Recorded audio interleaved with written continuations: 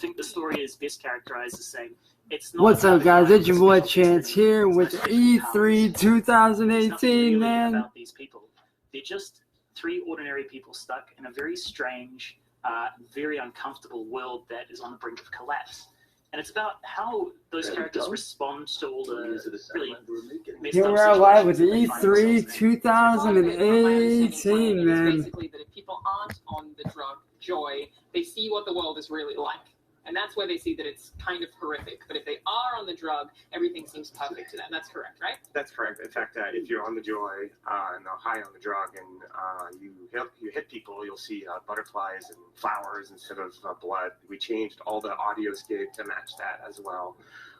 But it was really, on the intent of creating a world that was interesting to the players. We wanted to tackle that topic, allow the player to experience what the citizens of the world are experiencing while being on the drug, but also having a very clear message to the player about what the short-term impacts are and what the maybe more negative-term, mid-term impacts are. Interesting. Yeah. So when it comes to needing to even take the drug, can you talk a little bit about how the world got so messed up and what the actual sort of apocalypse that's happened is? So it's a story that's largely about denial, right? So it's about... Here you go, guys. E3 2018, man. Live right now. Really, the citizens of Wellington Wells just refuse to deal with. And their whole society is built around saying, I don't want to relive that. I don't want to think about it. All I want to do is forget. And you know Share what? this around, It's everybody, man. Let's simple get the thing, views up there, man. Let's get people watching this. This is live right It's now. supposed to confront the reality that's, well, it's quite grim. Yeah. So there's three characters that we play through. Yeah. And Turn it up for they you all guys. have things that they need to face during their playthroughs. The playthroughs are also intertwined, so you do get to see similar things. Invite similar people in events on from the this. perspective of different characters. Like, all my gamers, get in on this That's about as shit. much as I'm willing to spoil. I'm so curious. So it is three separate playthroughs. Are you allowed to play them out of order, or do they have to be played like one character next to the other? No, it's sequential. So it's sequential, and you learn more about the other characters as you play the additional characters. So the game has evolved a lot since I first played it, which was on Xbox Preview, where everything was procedurally generated, which I still really, really enjoy. Does it still have that as an element? Yeah, it does. Obviously, we had to do a lot of handcrafting in certain areas to make sure that the player experience was really solid, and that's something that we've done. So the game is built in a structure now where there's some more linear, handcrafted areas that really help dispel the actual story in the way that we wanted the player to experience it, but they're connected by procedural worlds, procedural areas that are randomly generated when we create the world. So we kept the actual seed of it, but it was a difficult marriage to accomplish, but I think I'm pretty proud of the end result. I actually struggled to think of another game that's done that, like a procedurally generated world as well as some linear components. I imagine that is a really difficult thing to develop. Why did you guys decide to do that? It sounds odd. It is. It's weird. Yeah. If you is a combination of elements that you've probably never seen before, and procedural and story is one of them. And we'd always planned a type of story right from the beginning of the game. But when we launched in Xbox Game Preview, and we saw the fairly incredible response to wanting more and more story, we thought, okay, well, we've really got to up our game. We've got to increase the level of quality and immersion that we're creating, and that's pretty much what we did. And it is difficult, but at the same time, it's worked. So you have these linear moments all throughout the game, and while the bits in between them slightly change, ultimately the story itself remains consistent. Do you think that that'll probably give it an added level of replayability? No, I wouldn't call replayability. Play between all platforms, and if Epic wanted, they could take the whole cake and release it on Nintendo and Android, which are the last two platforms Fortnite is not on. The last big update to Fortnite was Season 4 and a map change. All through Season 3, there was a common Easter egg, and it ended up hitting and turning Dusty Depot into Dusty Divot. And it's awesome to see Epic so involved with the community and give us so much replay value for one mode, which is Battle Royale. Fortnite is going to be a huge deal at E3 this year. There's Down a guy who just run really fast. I don't know what his name was. Eric Little, or as we call him, Crazy Legs. Crazy Legs, that's it. I had a lot of fun just tracking that guy down. I found his voice acting and his style of animation really interesting. Can you tell us a little bit more about some of the weird things we might come across while exploring the world? Yeah, there's quite a few characters that you'll meet and you'll see different perspectives of across the 3 playthroughs. Crazy Legs being one of them. You'll see him again in a later playthrough, and his story is slightly different. But we've got a range. Still have Crazy Legs? He's struggling a bit more in the later sections, but no, you can only run so fast for so long. But yeah, you've got a range of great little characters. Johnny Bolton, the crazy treehouse shopkeeper who thinks the whole world is a conspiracy and out to get him. He's been pretty popular. We like him. We have a pretty good cast of supporting crazy characters. That's what I want to hear. Yeah, but I think what's interesting is the moments where you meet the other playable characters and the relationships that you see from both sides. Yeah, we also, one thing that's always been really important at the studio, and we grew from, I think we were about 15 when we showed the game for the first time 2 years ago. We're about 40 now, so we put a lot more people onto the team, and a lot of the effort that's been done is in not just crafting dialogue between specific characters, and obviously at E3 this year we showed cutscenes, but the playable demo that we have during the showcase really kind of showcases the narrative elements that we've put throughout the world to help kind of give clues as to the history of the world, what's happened in the world. And that's something that we've spent quite a bit of time crafting, both in the procedural sections and in the kind of more linear story-driven sections. Can you tell me a little bit about these 3 characters, what their names are and who they are? Yeah, so most people are fairly familiar with Arthur, the first character. He's the sort of the British everyman. He's fairly polite, quite awkward, but otherwise he's charming. Yeah, he's charming and he's a bit of an all-rounder. We have Sally, who you can see very briefly in the trailer that we just revealed as well, talking to Arthur, and she's actually a celebrity in town. Interesting. And she is an expert drug crafter. Some may call her by different types of names. And then you have Ollie, who is, we've described him as the Mad Scotsman. And he's the man that's very much out of time, out of place, who sees the world. But he's really not all there. And so that's quite a fun thing to experience. And how do these stories, you probably can't answer, I was going to say how do they overlap, but that would be giving too much away, wouldn't it? No. Are you guys trying to avoid even sharing any of that information up until launch, or are we going to find out a little bit more as we go along? We might. It's very difficult because the stories themselves, as soon as we start talking about them, we reveal things that we really want you to reveal. You want you to discover yourself, absolutely. So we're trying as much as talking about setting the stage. Yeah. But in terms of those stories, I think we'd rather people find out. It was so the trailer that we showed today. The purpose was to say, hey, there's a story and it's coming soon. That was really the message we were trying to do. Cutting that trailer without revealing, spoiling anything was a very heated debate. There's so much stuff like that goes into game development that people don't think about, like how difficult it is to put a trailer together without spoiling things so everyone is excited. Like, I totally respect that. It was a good trailer. How has the reaction been if you've seen it? If you're just right hot off that very recently. I literally don't. You have no idea. My phone's been buzzing by too much for me to keep up. Well, that seems good. Mm-hmm. You guys nervous going into a conference like that? Knowing that reveal is going to be there? People are always nervous. When you show your work, we work really, really hard on the game. So when you show your work and you know that it's going to be shown, you're always nervous at what people's reactions are going to be. But I think the story's good. So I hope that doesn't sound pretentious, but I'm quite proud of it, of what we've built, and I'm way more curious to see what people's reactions at launch will be. How many writers have you had working on it? Ooh, well, we've had Alex, our narrative director. So he's been with us for 4.5 years, right from the beginning. And then actually the only other writer on the project is his wife, Lisa. Oh, that's cool. Our husband and wife writing team. And they've done really just an incredible job. I'm already so excited about it. Can I ask, what are the things that the two of you are most excited about for the game? Or what's your favorite thing about it? Put you on the spot. Well, okay.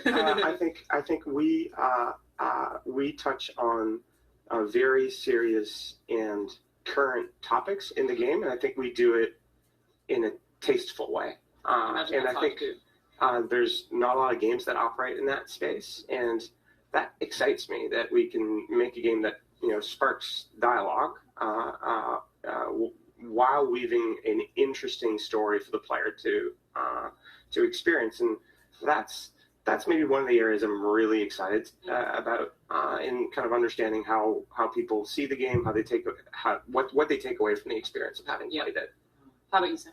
For me, I think we've had one of the best jobs in the world in the last 4 years, because we've watched a team come together every Friday and show what they've done. And there hasn't been a single meeting where I haven't laughed, maybe cringed a little bit occasionally, but mostly it was just really just outstanding. And watching people experience those moments that we've seen, I think is going to be the thing I'm most excited about. I can't wait to do it myself. I really love the style of this game, and I think a lot of people that I've seen seem really excited about it as well. So congrats, and thank you guys so much for joining us on the live show today. We really appreciate it. Thank you. Time for a break, but don't go anywhere. IGN is coming back with an inside look at all the secrets EA revealed at their press conference right after this.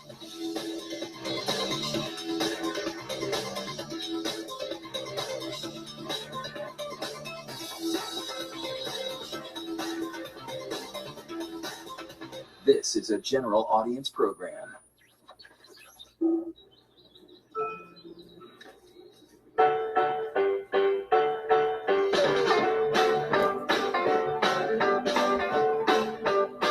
And I'll be right back with part 2, guys.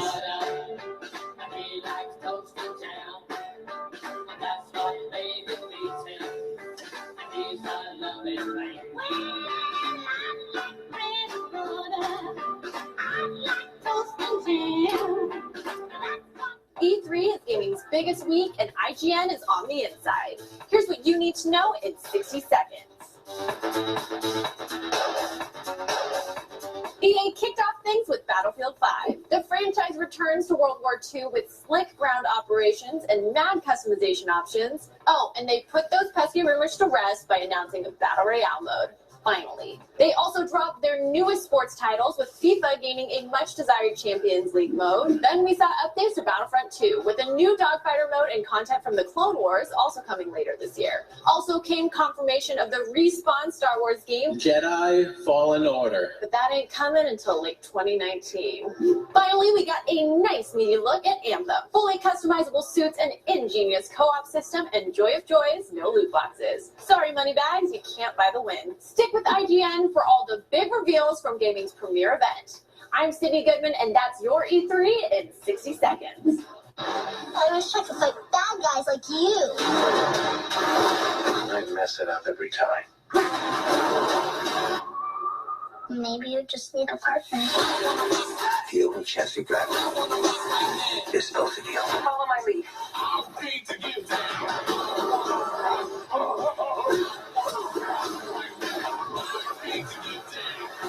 Oh, you got pissed! Ant-Man and the Wasp. This film is not yet rated. This is a general audience program.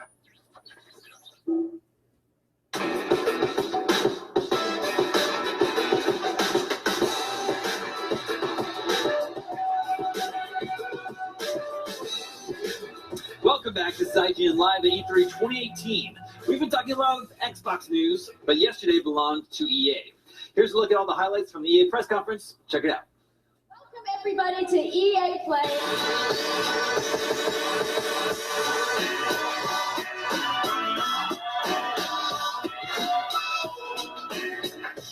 It's Royale.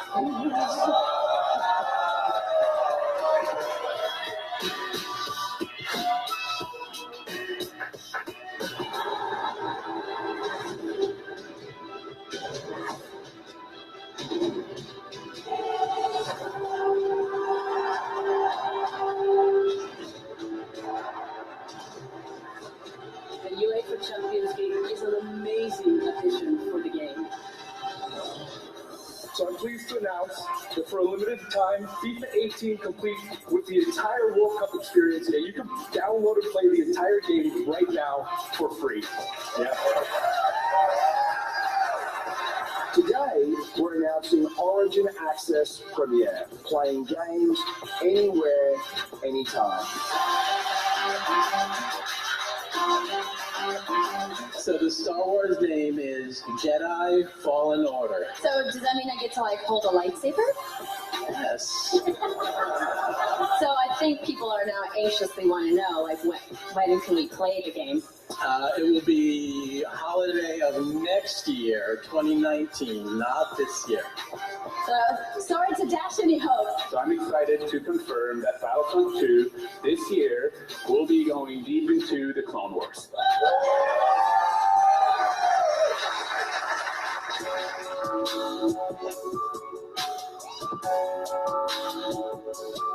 When things are at their darkest, you find hope. So welcome to Unravel 2. Dude, I gotta play that.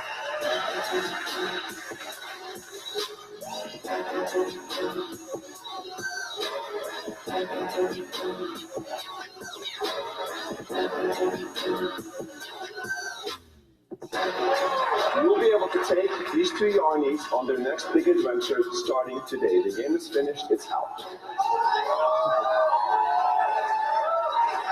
So please welcome Connie Kepper to the stage from Joe My Games to tell you more about Sea of Solitude. Thank you, Patrick. Let me tell you more about our game. When humans get too lonely, they turn into monsters. This is at the core of everything you will see, hear, and hopefully feel while playing SOS. Oh, dude, this actually looks like a lot of fun. Not even gonna lie, this does look fun.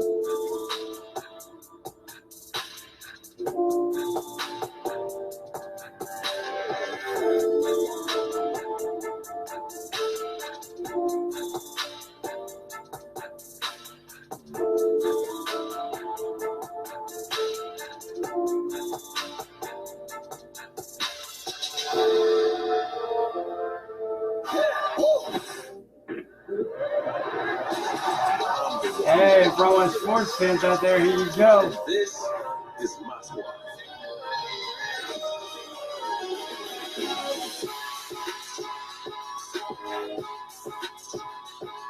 That belt is so amazing. There's a lot of Reno bling on that belt for you.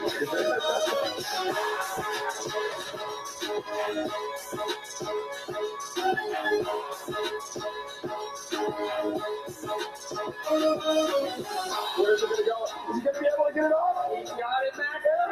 He's gonna take it. Defeating Nick and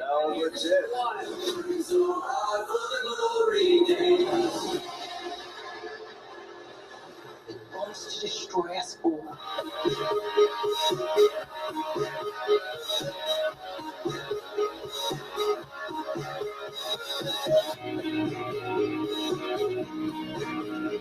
So Anthem comes out February 22nd, 2019. So mark your calendars, everybody. Fire off your tweets.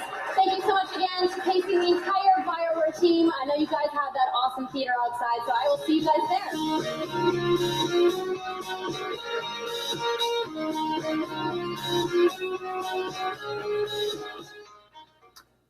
All right, let's welcome Sydney and Rory for their thoughts on EA. Guys, how do you think EA did this year? The purpose of an E3 press conference is to get gamers excited about your upcoming games. Did EA succeed?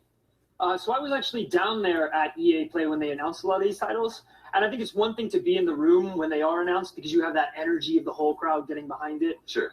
It definitely was exciting. I think there was a couple titles in particular that really got the crowd going, especially Anthem, obviously, because people have been looking forward to that one for a while. And it was the first time we've actually seen some gameplay and got a lot of details about the game. Battlefield as well was really cool, and Battlefront as well. Yeah, updates on Battlefront. Yeah, we'll talk about Anthem in depth in just a little bit.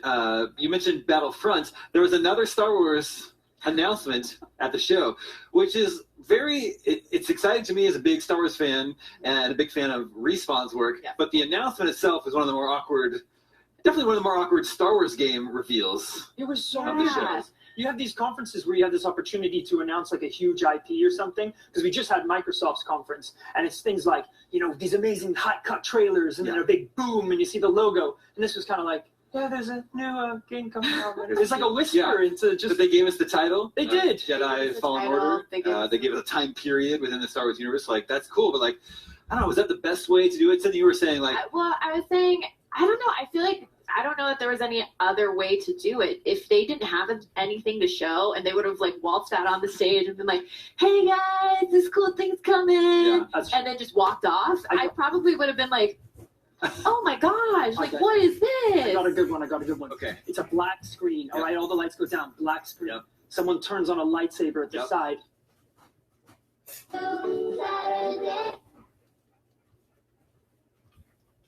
But I know what it's like to need to. Oh, it's revealed in the new Star Wars games. Battletoads at the Microsoft conference. At least they had some like text and a logo. I'm coming. Sorry about that, guys. I'll just say that. Try something new. Maybe it didn't work. Maybe don't do that ever again. I don't know. Just a thought. There was an attempt. I am actually excited about Respawn's Star Wars game. I'm glad to know something about it coming next year. Yeah. What about Battlefield 5? I was a little shocked at how little they showed and talked about Battlefield 5. Yeah, so Battlefield 5 was actually one of the games at EA Play where you could kind of just show up and have your own hands-on. You could like play through ground operations. Is that the new mode that they have? Yeah. It was essentially the one that I played. It was really cool. It was fighting in Norway, this big kind of capture and defend map that took place over the spawn of 2 whole days. Mm-hmm.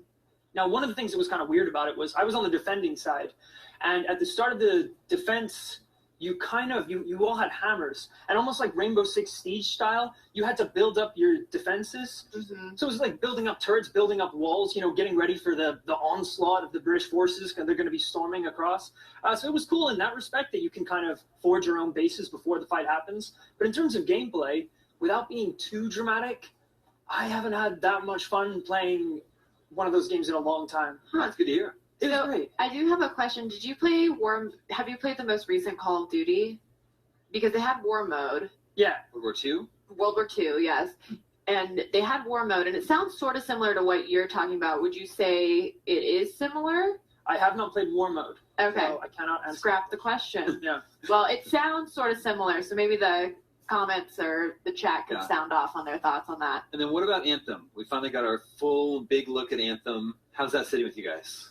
It was cool. When we went to EA Play, there was a big line for the Anthem little cordoned off area. So we waited and we got in, and I was like, I'm ready to pop off. I'm going storm. I'm going to blast everyone down like a space wizard. Yeah. And then as soon as I got in, they were like, we hope you enjoy this presentation. And I was like, but it was cool. What we got to see was essentially the entire mission that we got a glimpse of in the trailer. Mm-hmm. So, fighting that big beast, going through, looking at all the artifacts and things like that. We also got a bigger glimpse at how these kind of classes work together, which is really cool. So throughout your mission, you have opportunities for, let's say, the person playing as the Storm class to throw down grenades that freeze all your enemies, and then the Colossus or Colossal nukes them with his backpack, and you get combo points and things like that. It's cool. It's so satisfying, isn't it? Just seeing that yellow combo popping up everywhere. Yeah. So it was cool seeing a little bit more of how that game plays out. And I'm a big Destiny fan. So. Okay, so I was just going to ask, I'm a really big Destiny fan as well, and I found it really interesting that you can change javelins, is what your classes are called, right? So you don't have to stick with whatever you chose. Similar to Destiny, you choose a Warlock, Hunter, Titan, and in Anthem, you can actually just change it if you get tired of it. On the fly, which was actually one of the cooler things they did, because in this mission, we had 2 of the tanks loading out and a Storm. So, if there's even variety between the classes. So there were 2 tanks on the mission that we saw, but they even made a point to say that one of the tanks was focused and had a build specifically designed for close combat. So he had like a flamethrower and some melee attacks, whereas the other tank had missiles and some long-range weapons. So it seems like there's a lot of variety even within the same class, which is cool. Yeah, that is really cool. You mentioned Destiny. It's giving you Destiny vibes, because that's like a negative for a lot of people. I would say so. I think it's given me Destiny vibes in a lot of simple ways. Little things like, that satisfying number count when you're like shooting at enemies, seeing the yellow for crits and things like that. kind of the setting, going across this world. During the mission, we saw kind of like scanning little glowing rocks and things for details about the world. So I think in that regards, it's giving me a lot of Destiny feels. But I don't know. I think there's so much variety between your weapons and your abilities. It's going to be a different game. All right, well, obviously, Anthem is one of the biggest games from the EA press conference yesterday. Let's take an exclusive look at how it all came together.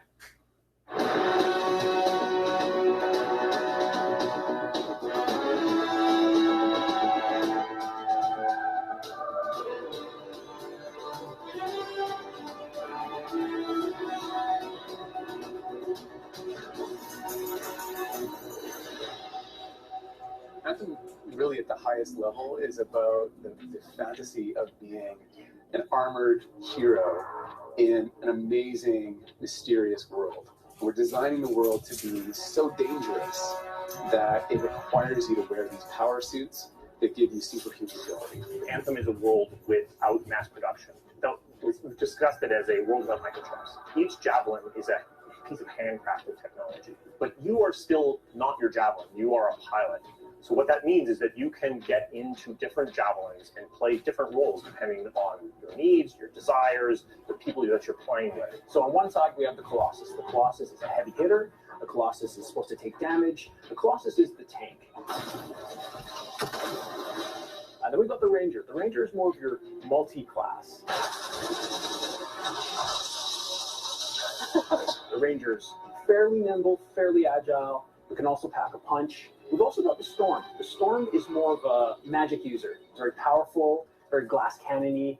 You'll be able to dish out a lot of damage, but you won't be able to take it. You are leveling up your pilot, so your pilot is getting better at flying javelins. But then the really deep, long-term, meaty part of progression is the javelin itself. It's not just what you traverse over land. It's that you might fly over something, but under that are many cliffs and caves, and then there's a lake down below, and under that are caverns. And the sense of that verticality and the density of exploration, it feels great.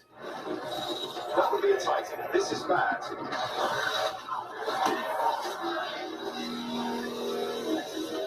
So some of your technology is based upon bits of this shaper technology, but really humanity doesn't understand how this works. If you imagine that a construction site goes abandoned and there are bulldozers scattered around that are turning themselves on and wandering around the construction site periodically. They're machines of construction, but if they're just random, they're not really doing helpful things. So as a freelancer, your job is to go and interact with these machines and try to shut them down so they can't do too much harm.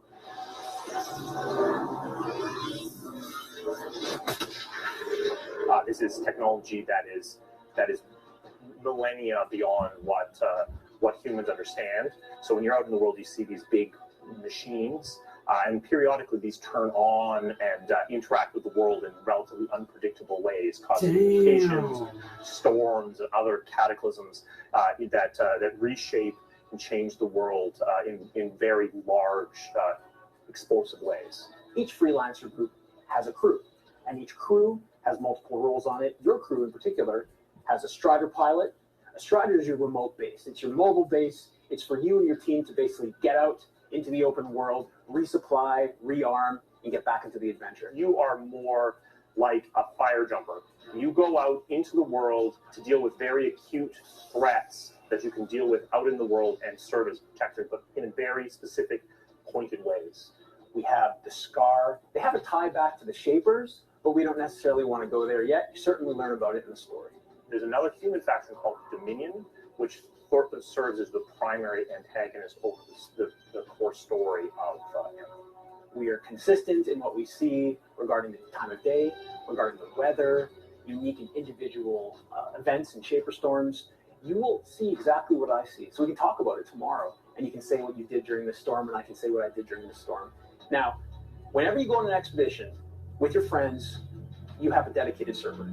So when we want to do an event, for example, we can send out an event, and all the different people across all the different servers will see that event. We have total control over that. All right, let's do this. See you on the other side. Fort Tarsus is the place where you can learn about characters, you can talk to different people, You can form relationships with them. You can understand their motivations, learn more about the world. So that is what you do in Tarsus, and that is not shared with any of your other friends. That also gives us the opportunity to make sure that we have consistency in choices and consequence, and we can show that in Tarsus. We've been working on this for many years, so we're very excited to get it out into the hands of fans and players. At BioWare, we create worlds of adventure, conflict, and companionship that inspire you to be the hero of your own story. Dude, that was good. It's break time, but next we're going to be checking out some of the biggest rumors coming out of E3 and reveal our picks for Day 2's Game of the Show watch, so don't go anywhere.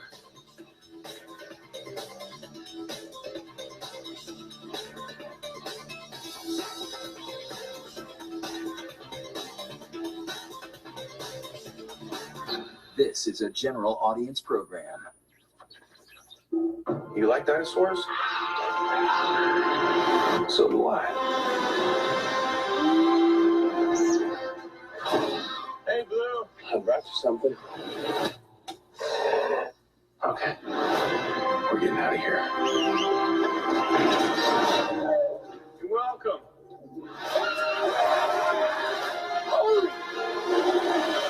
This is gonna be awesome.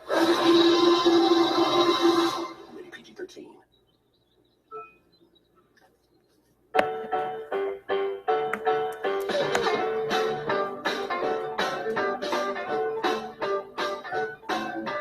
He likes bread and butter. He likes toast and jam. And that's what baby feeds him. And he's a loving man.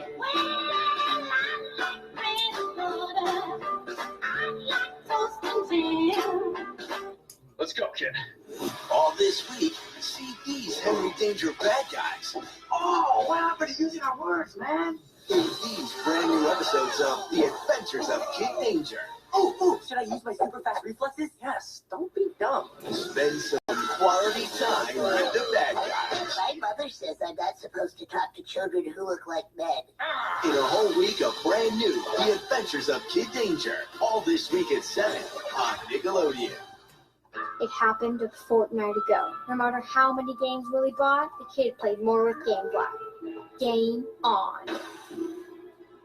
Feeling lucky, Willie? You can go to Gamefly.com and choose from over 9,000 titles with free shipping and no late fees. You can start your 30-day free trial at Gamefly.com. Product show rated for everyone. Must be 18 years old or older. Willie never had a chance, because the kid had GameFly. This is a general audience program.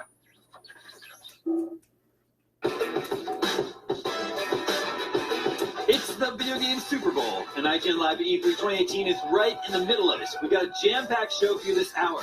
The XCOM-like Mutant Year Zero is coming up next, and later we've got a live demo from Life is Strange developer Dontnod. If you still need more, download the IGN app. It's got all the hot news coming out of the show.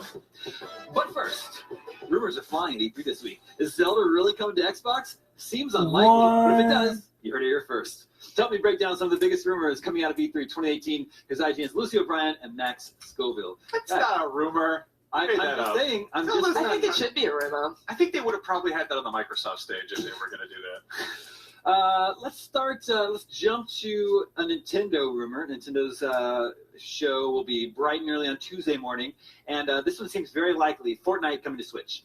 I mean, I think it's a total no-brainer. It's not exactly like, it doesn't really strike me as a Nintendo-style game, but it's everywhere. It's ubiquitous. It is everywhere. Fortnite is taking over the world. Yeah. It was leaked on the Nintendo store. It's a no-brainer. It's definitely happening. Yeah, I know one of the hang-ups for getting games on Switch is obviously it's not quite as powerful hardware as the other consoles, but I mean if you got Fortnite running on a phone, it shouldn't be an issue. That's the thing. Yeah. But that's why it's cool. It's welcome on Switch, but I don't think Fortnite on Switch is going to sell consoles. No, Nintendo. I don't even kids think can play it on their phone. Exactly. I don't even think it's going to be a huge part of their demonstration. I think it's just going to be like a brief little segment. Yeah, probably. You're right. But another Nintendo rumor we're hearing is this Star Fox racing game. What, dude? This leak happened actually a couple months ago, I think. And we're seeing an older Star Fox game here. But if this is true, what do you guys think about a Star Fox racing game? I mean, I would really like a Star Fox racing game. I think that would be super fun. Yeah, I mean, I'd be curious because I feel like Mario Kart Deluxe obviously is knocked it out of the park as far as racing games go, and I'd be interested to see what exactly this would be doing differently that would set it apart. And how much. Star Fox is in a weird spot. Like that last game, I feel like was underwhelming. Star Fox Zero. Yeah, and obviously people love that character, but it's it's one of those at this point kind of like lower tier. Nintendo properties, I feel like. Yeah, I feel like maybe Nintendo doesn't know what to do with Star Fox, because the original Star Fox on Super Nintendo was like super impressive for the time, but it's an on-rail shooter, which is a little bit of a dated genre. They experimented with it like Star Fox Adventures. You remember that on GameCube? Mm-hmm. Where Which he that started out as something else like entirely. Dinosaur Planet, I think. It needs to be Star Fox. Yeah. But then they tried with Star Fox Zero here on Wii U, and that didn't exactly make a huge splash. So I feel like it's a property that Nintendo fans love, but Nintendo doesn't really know what to do with it. So stick them in the racing game. So give them the Retro Studios, which is they did like Rogue Squadron back in the day. They just recently did Donkey Kong Country Tropical Freeze for the Switch. Really talented studio. Maybe they can make that work. I'm actually, the more I think about it, the more I'm kind of with Lucy. I think a Star Fox racing game could be really cool because there's supposed to be actually like shooting aspects into it too, with enemies en route. You shoot them to get a speed boost. Okay, race against. That's a fun idea. Yeah, I mean, there's I don't think what is it?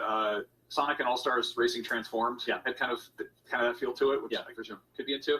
Again, I'm wary of an entirely Star Fox roster. Gotta get some more in there or something. Well, there's the fox and the frog and the rabbit. The frog has an uncle, I think, too. Yeah.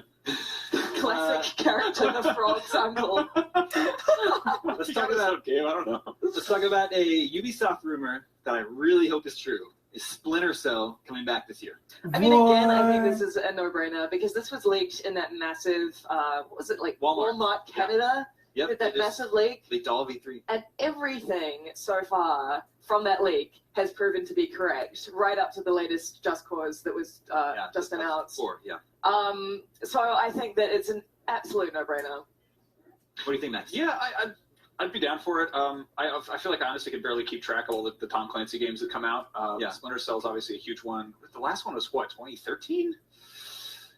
It's been a minute. Yeah, sure. yeah. I mean, yeah, I feel like that one was kind of touching on that. It was like more wide linear, but not full blown open world. But kind of cool to see they do the open world approach, which they've been doing with the game. I love the Splinter Cell series. I love stealth games, so I would really be happy if this proved to be true. And it seems like maybe Ubisoft is laying the groundwork because they brought Sam Fisher from Splinter Cell, put him into Ghost Recon Wildlands just a couple months ago. So it's like that's a little random. They even have the original voice actor playing him, so it seems like maybe they're priming us for the return of Splinter Cell. Oh, definitely. I think this is going to be like the big ticket at Ubisoft's conference this year for sure.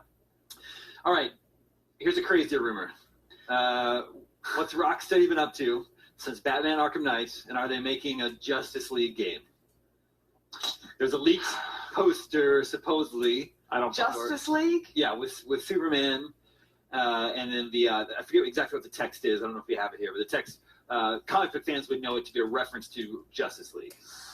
See, I would much prefer it to be a strictly Superman game over a Justice League game. There you go. Yeah, I'm seeing Arkham Knight right here. I mean, I know we're talking about rumors, but personally, like, Justice League just isn't as interesting to me as a pure Superman game. It's also just, any problem with team superheroes is that you've got to make all of them play well, and with Batman or Spider-Man, for instance, it's easier to take one character and really refine what makes that work. And I believe that Rocksteady could actually pull that off with Superman, something that no one's been able to do.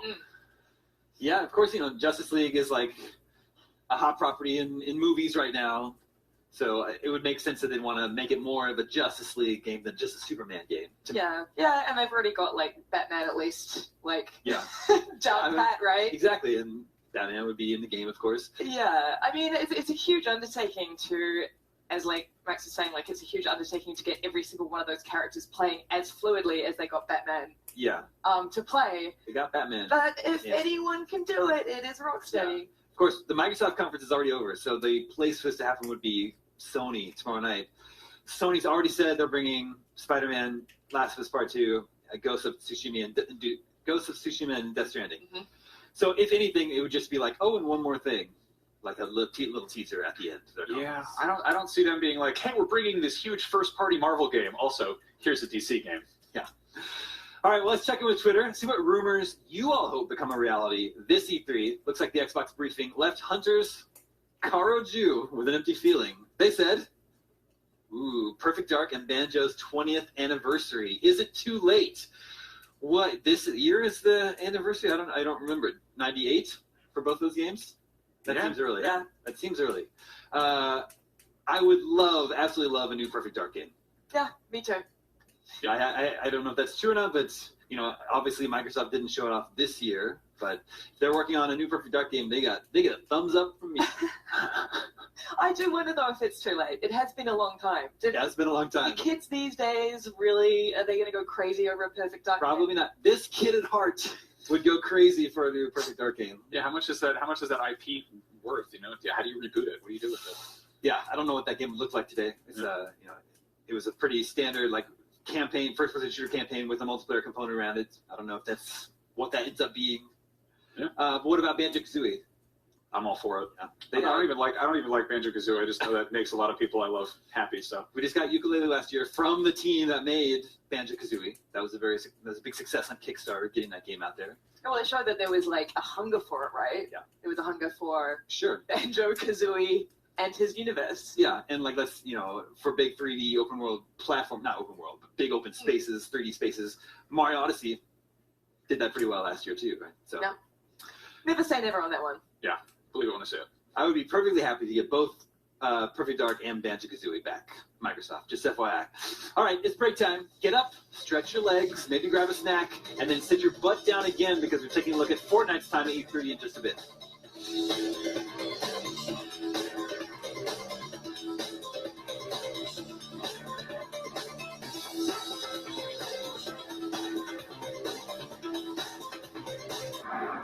This is a general audience program. E3 is gaming's biggest week, and IGN is on the inside. Here's what you need to know in 60 seconds. EA kicked off things with Battlefield 5. The franchise returns to World War II with slick ground operations and mad customization options. Oh, and they put those pesky rumors to rest by announcing a Battle Royale mode. Finally. They also dropped their newest sports titles, with FIFA gaining a much-desired Champions League mode. Then we saw updates to Battlefront 2, with a new dogfighter mode and content from the Clone Wars also coming later this year. Also came confirmation of the Respawn Star Wars game, Jedi Fallen Order. but that ain't coming until late 2019. Finally, we got a nice meaty look at Anthem. Fully customizable suits, an ingenious co-op system, and joy of joys, no loot boxes. Sorry, moneybags, you can't buy the win. Stick with IGN for all the big reveals from gaming's premiere event. I'm Sydney Goodman, and that's your E3 in 60 seconds.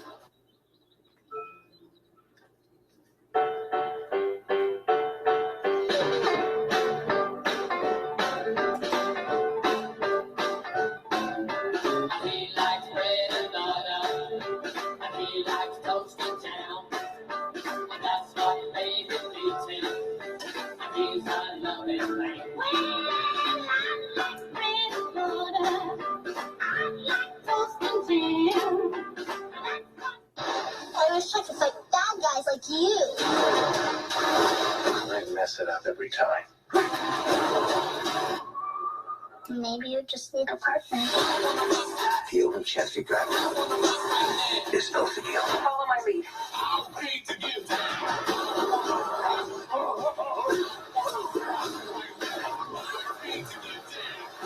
Oh, you got pissed! Ant-Man and the Wasp. This film is not yet rated. This is a general audience program. Welcome back to IGN Live at E3 2018. This is the biggest gaming event of the year, and we're here all week with an insane amount of show for you. Right now, we're going to take a look at Mutant Year Zero: Road to Eden, and I'm joined by the game's executive producer, who's here. Oh, I'm not. That's wrong. I'm here with Mark and Harold. Guys, thank you so much for coming by. Mutant Year Zero: Road to Eden is a lot of words, and I think a lot of people see this and they're like, "This is a brand new thing." This is based on a 30-year-old RPG.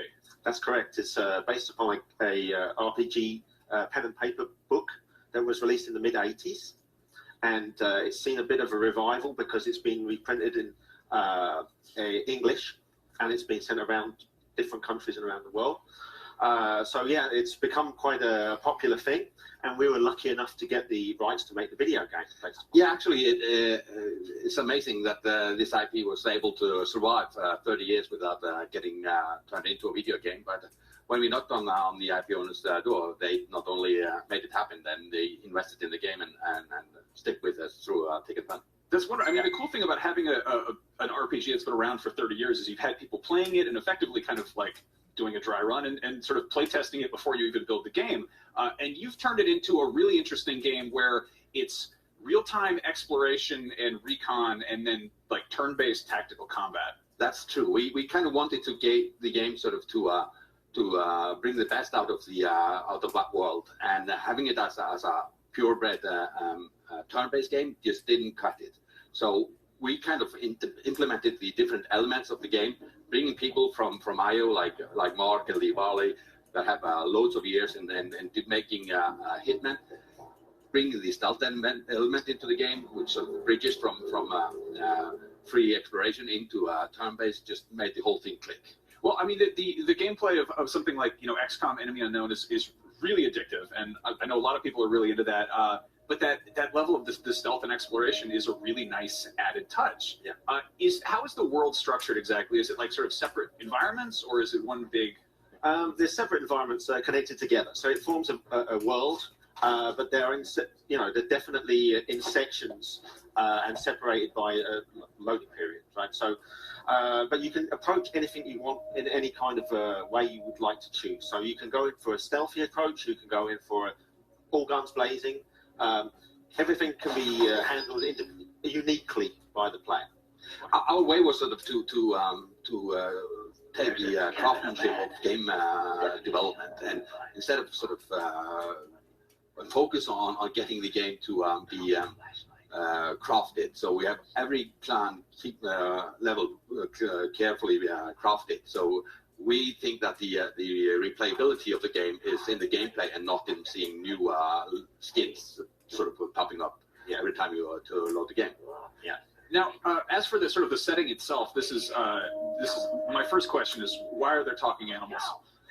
That's actually based upon an expansion for the pen and paper RPG, where they have anthropomorphic human or mutant animals, we would call them, and they're interesting characters. And that's actually one of the things we wanted to do, was have some very interesting and more unique characters to explore the world of Mutant Year Zero with. So the setting itself, like what happens? Something goes horribly wrong, and it's a dystopia. Like, give me a little context here. It's kind of a post-human era. A lot of bad things have happened in a relatively short period of time, and we're sort of recouping after that. The boundary between men and animals have disappeared, and we have humans and animals, and then we have something in between called the mutants. I'm really into that. There's something like, I love this sort of the tactical sort of guns versus aliens approach of XCOM, but then to have like something that's still very like, it's very gritty and there's a lot of kind of dark stuff going on, but then you've got a duck named Dux. Yeah. How much character creation is there and customization? You don't create bespoke characters, but there are a lot of mutations and things that you can swap around for the characters. So as you play through the game, you'll unlock. Of course, you can buy weapons and add-ons for your weapons and that kind of stuff. But you also unlock mutations, which you can. There's a mutation tree, which you can actually pick and choose mutations. So your characters will evolve depending on your play style and what kind of enemies you encounter in the world. Okay. Could you give me like a few examples of sort of the mutations and their tactical advantages? Okay. Well, we've got such mutations as stone skin.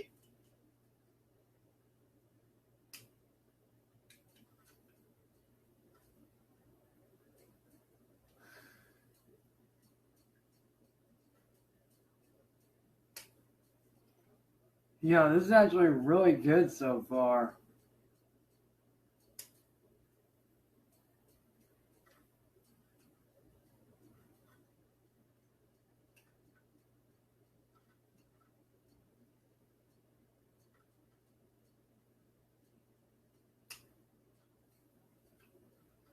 Weapons upgrades, and then once you see that that's not really cutting the edge, you need to get something else, and then the mutations sort of get you rolling. And that's nice. That's how many characters are there throughout the game? Well, there's a number of characters you can recruit. I won't go into the details of how many you can recruit, but you can recruit more. I mean, we've shown 3 characters in our trailer. That's Formidux and Selma, and there's more characters you can recruit on top of that. But yeah, I'd like to keep the lid on that. Do they kind of interact with each other relationship wise? Like, how much of sort of a social component is there to the story? Well, the game is kind of it's a very story-driven game. So the interaction between the 2 main characters, which is the duck and the bull, is like the essence of the game. But the additional characters can lead the game and drive the story. Yeah. Okay. So on that note, what's going on in the story? We know that it's a sort of post-human world, but yeah, it's set sometime after the end of the human race. The world's seen a few disasters. I mean, the game will explain this. I don't want to spoil the game. Of course, that's not a good idea at this stage. No one's been playing it. I don't want to know the ending, but you know. Well, humanity has been wiped out by a number of different disasters. Nuclear war, and also a plague that swept, before that, a plague swept the world, which took out about 75% of the population. And yeah, then the world has kind of destroyed Earth. It is post-apocalyptic, but a little bit different because we've got the mutants now involved in this, not zombies and the usual stuff. In short, it's kind of the mutants come from a trip. The guy that runs the Ark, which is sort of the last remaining sort of stronghold of the humankind, is gone missing, and you've been picked to go and find him. Okay. I could get behind that. Yeah. Now, are there any like civilizations, or are there like towns or sort of non-combat areas? Well, the mutants they have a place, their stronghold.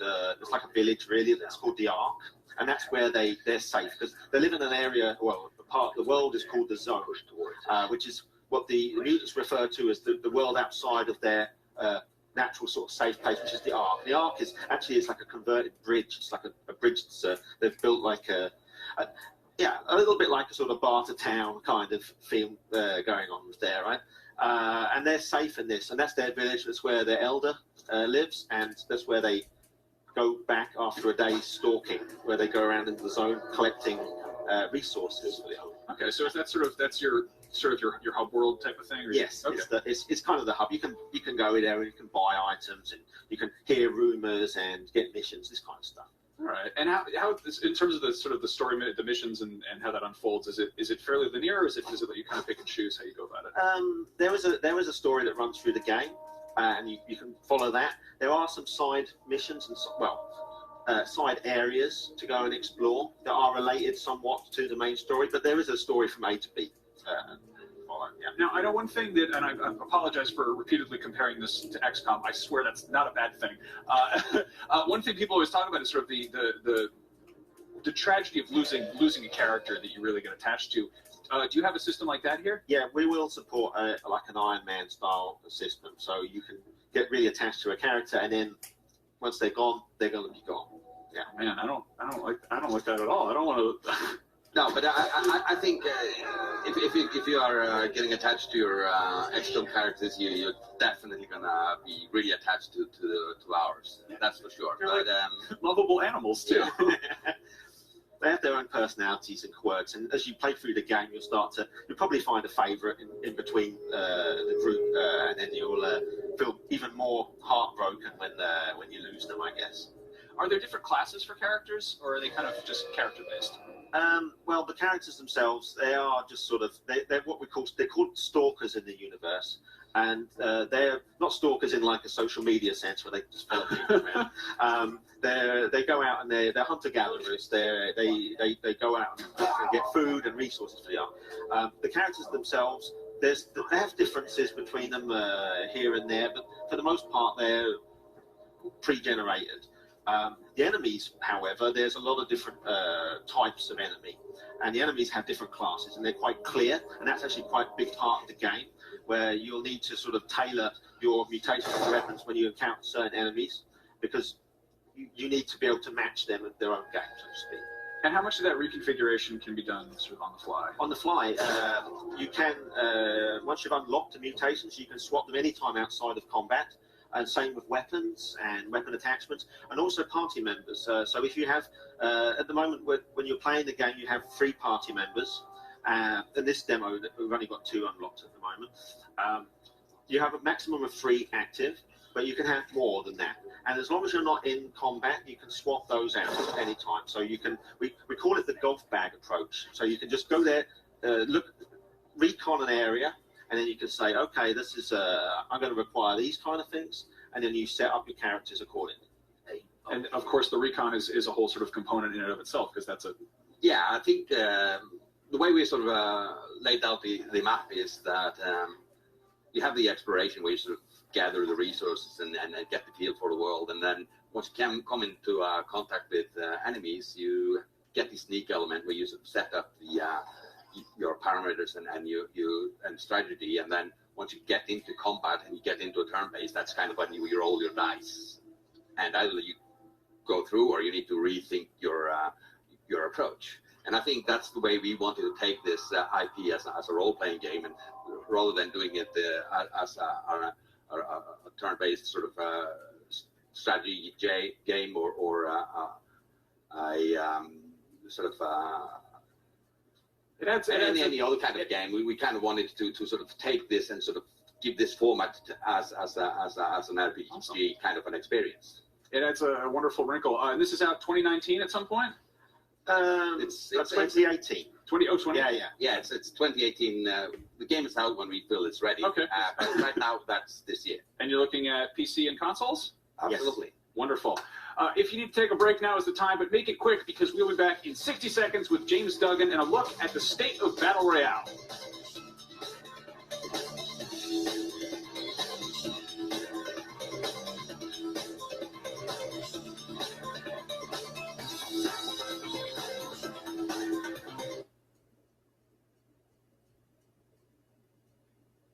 Dude, these are some pretty wicked-ass games they got coming out, This is a man. general audience program.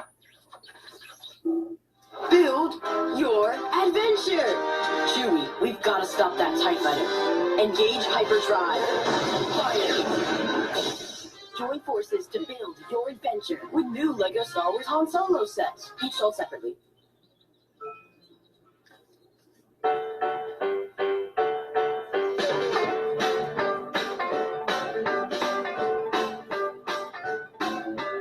He likes bread and butter, and he likes toast in town, and that's what baby feeds him, and he's a loving man. Well, I like bread and butter, I like toast in town. Build your adventure! Chewie, we've got to stop that TIE fighter. Engage hyperdrive. Fire! Join forces to build your adventure with new LEGO Star Wars Han Solo sets. Each sold. Are you currently on Medicare? In other words, do you carry the red, white, and blue Medicare card? If so, are you suffering from chronic back pain? If you answered yes, you may be eligible for a pain-relieving back brace covered by Medicare at little to no cost, shipped directly to your home for free. These medical-grade back braces are ideal for lower back pain, arthritis, spinal disorders, and other chronic back problems. Our accredited staff will handle all of the Medicare paperwork for free. And best of all, your brace is shipped directly to your home for free. Don't let chronic lower back pain slow you down. Get moving and stay active with a medical-grade back brace covered by Medicare at little to no cost. We also accept Blue Cross Blue Shield, United Healthcare, Aetna, Humana, and other insurance. Will you qualify for a medical-grade back brace covered by Medicare? Find out for free. Call Back Brace America at 1-800-450-7004. That's 1-800-450-7004, 1-800-450-7004. This is a general audience program. Some gaming content within this live program may not be appropriate for younger viewers. And breaking news coming out of the show. Download the IGN app to stay on top of everything E3 and hit us up on Twitter with the hashtag E3 2018 to be a part of the conversation. Tomorrow we've got huge press conferences from Ubisoft and PlayStation, so be sure to tune in. But first, how many times in the last year have you heard the term Battle Royale? My guess is a lot, and for good reason. Battle Royale has quickly become one of the most popular genres in all of gaming, so let's take a look at exactly how that happened and why.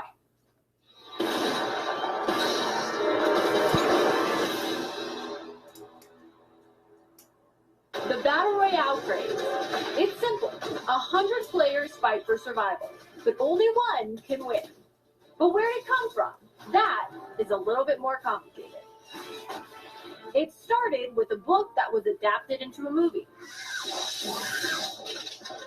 And then another book got turned into another series of movies. May the odds be ever in your favor. Then came the video games, like Minecraft Hunger Games servers and H1Z1 King of the Kill.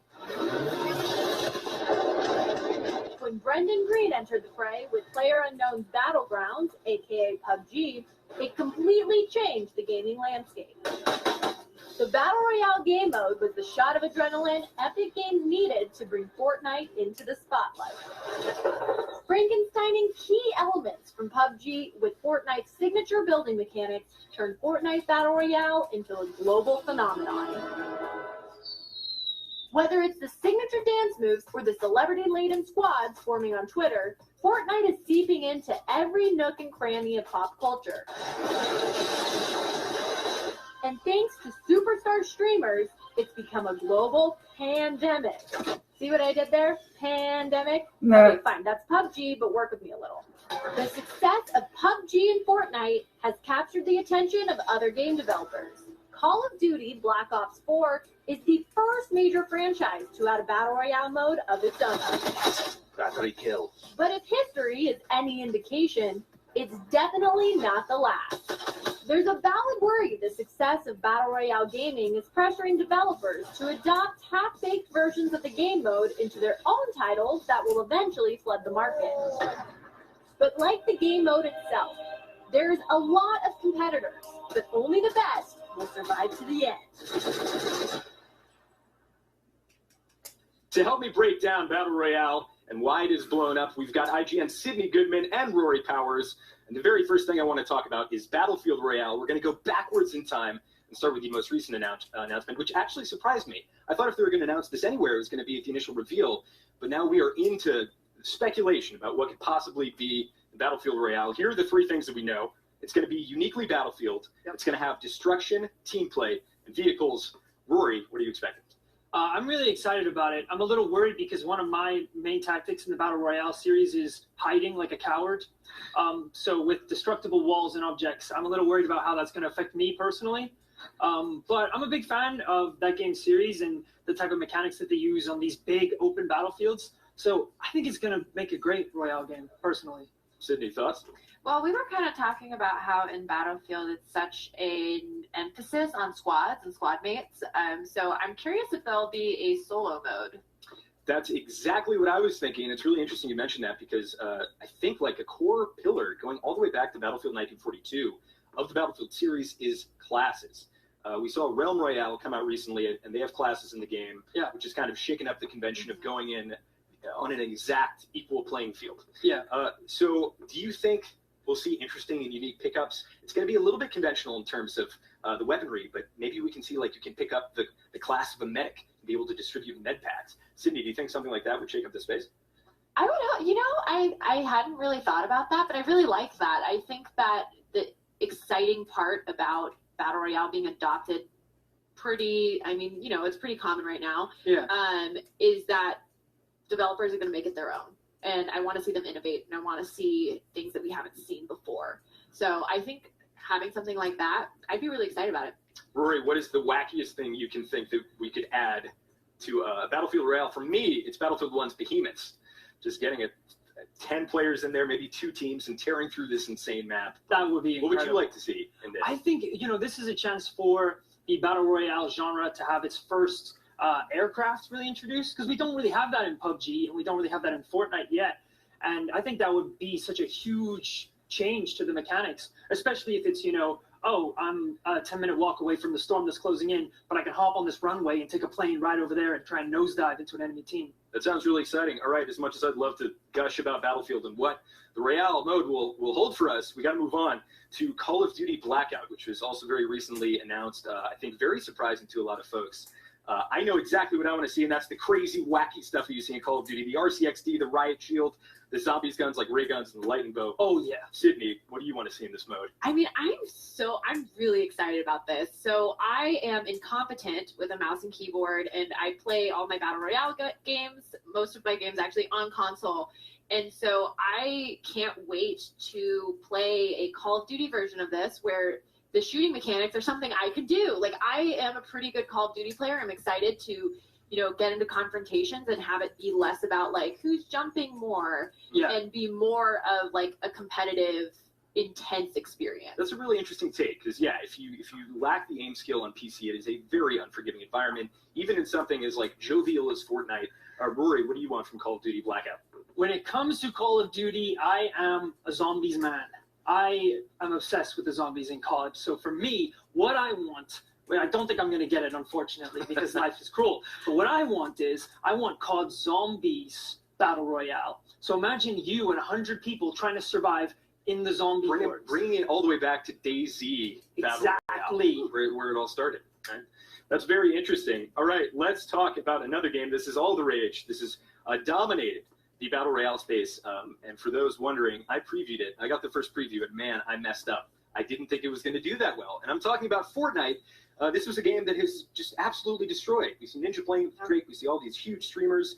And something very interesting got uploaded to the Nintendo eShop. Rory, do you want to tell us what that was? Yeah, there was a leaked image. Well, leaked. It hasn't been confirmed yet, so we're not sure. But essentially, it was an image saying that Fortnite is going to be coming to the Nintendo Switch, which is insanely exciting because it's running on about on all of the platforms so far, and it's running very well on mobile, so it makes perfect sense. This is the one place it can go and hasn't gone yet. Sydney, what would that mean to you if it came to Switch?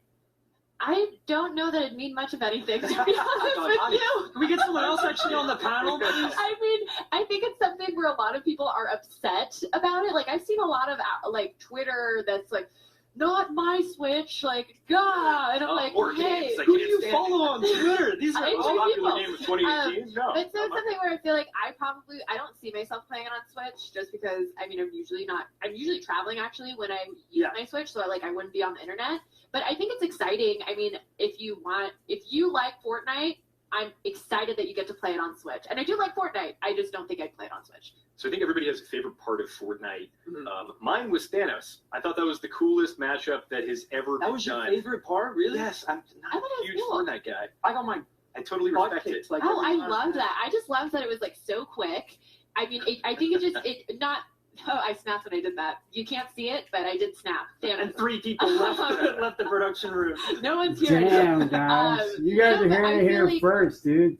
Just that mishmash of pop culture, and that it was like, whoa, like Infinity War is so cool, and then it's like, holy exciting! I did it! I stopped myself. Exciting. It was something where it's like, whoa, now it's in this game that everybody loves. Like, I thought I really appreciated that Epic did that. I loved it. I think that's one of the cool things that Fortnite has going for it. It's one of the only games I've played in a very long time where every other week when you log in, there's a new mode there that feels like a completely different game. They keep it so fresh. It's so dynamic. They've added shopping carts, jetpacks, which they actually took out. The legendary burst rifle, obviously Thanos. They update this game so much, and it's on every platform. It's on your phone. So let's move on. Let's talk about PUBG, which was the reigning king until Fortnite has kind of dethroned it. We got a big announcement there from the Xbox showcase, and that was that Erangel Miramar, the jungle map and the winter map, will be making its way in winter of 2018, along with Warhammer. Nice. Really exciting. So my question, though, is, so we know it said winter 2018. Does that mean that we're getting the completed Xbox version? Like, should we have the expectation that it is working at that point in time? Yes, absolutely. I think when you start adding and tacking on PC post-launch content onto the Xbox version, I think that there's a hope it runs. Yeah, there's a huge expectation there, which I think might be a place where PUBG is kind of dropping the ball compared to Fortnite. Rory, what do you think? Yeah, it's kind of weird. I've talked to a bunch of my friends that play PUBG on the Xbox, and they've just adapted to deal with the glitches. they're like, yeah, sometimes we drop into a city and you can go through the walls before they spawn into the map and get the items quicker. It's like a little thing. That's so weird. That's not something that should still be a problem like this late into the game. So I think, yeah, getting new release content and at the same time making the game safe and structured, that would be great. That is really exciting. But what is more exciting is when I get to think about what video game I would create were I a game developer. And I'm going to throw it to you, Sydney. If you could pick any game to have a Battle Royale mode that hasn't had one announced yet, what would it be and why? It would be Wolfenstein because the weapons are insane. I want everybody to drop down on 100 Pantherhounds, which are like these giant robot Nazi dogs, and you just control them and you breathe fire at people, and that's the Battle Royale that everybody doesn't know they want. Well, now but I'm telling you, you want it. Are we talking about 100 Nazis dropping in? No, they're just the Nazi weaponry. Okay, that's also a good idea to just get rid of Nazis. Is you put them really on cool vehicles. What about you, Roy? Look, I have a bit of an unconventional idea. Please, try. I'm a loose cannon. Try and stop me. All right. Animal Crossing Battle Royale. All right. Look, we already know that Fortnite is going to come to the Nintendo Switch. So have a pivot here. Take those mechanics. You get 100 villagers. They're all dropped into the one town, fighting to be the mayor. Now you can use your 0 bells, 0 equipment. You know, you got to build from the ground up. You can use your slingshot to take people out. You can shake trees. You get beehives to come down and sting people. The possibilities are endless here, people. And that's patent, by the way. I've already filed the patent, so we didn't. If you'll notice, we had no footage of that because nobody expected that you would say that. That's right. So thanks very much for that. Maybe you can expect mine. This is Halo Infinite. This is something that we just saw. Okay. And this is, I've been saying for a long time, I want Battle Royale in the Halo space. I think a lot of people are going to grimace out there, but Battle Royale to me is about picking up these really interesting weapons that offer these emergent and unique gameplay opportunities. Yeah. There's no better arsenal than the Halo arsenal with the plasma pistol, vehicles like the Ghost and the Banshee and the Warthog, and all these very evocative, really cool weapons. I think that would be a fantastic space. The final thing I want to cover, not to end on a bad note, but Battle Royale kind of has this weird negative connotation. Sydney, talk us through why you think that is and if you think it has any validity to it.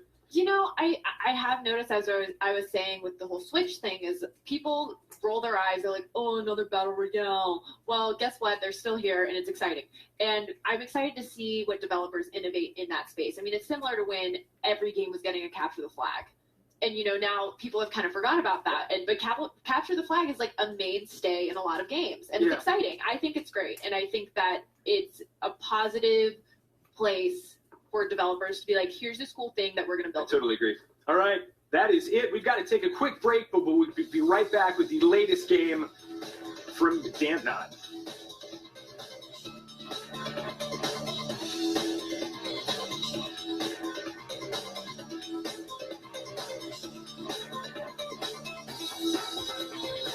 This is a general audience program. And there you have it, guys. I will be ending it right here. Bad guys like you. I mess it up every time. Maybe you just need a partner.